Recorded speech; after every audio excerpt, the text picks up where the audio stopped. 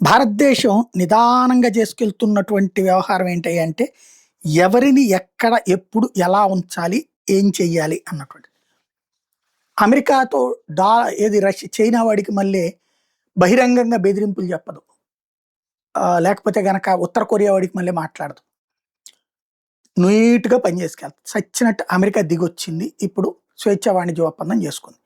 European యూనియన్‌తో మనం కొట్టిన దెబ్బ ఆడు పరిగెత్తుకొచ్చాడు. చైనాతో మనం ట్రై చేసాం. చైనాకి మనం దగ్గర అవ్వడం ద్వారా. అప్పుడు అమెరికా పట్టించుకోలేదు. కానీ ఎప్పుడైతే యూరోపియన్ యూనియన్‌తో ఒప్పందం అనగానే కంగారు పడి పరిగెత్తుకొచ్చేసింది. అట్లాగా అక్కడ దెబ్బ కొట్టాం. అలాగని డాలర్ ఆధిపత్యాన్ని ఏమన్నా మనం అంగీకరిస్తున్నామా? నిదానంగా డాలర్లను అమ్మేసుకుంటూ బంగారం కొనుక్కోవడం చేసుకెళ్తున్నాం.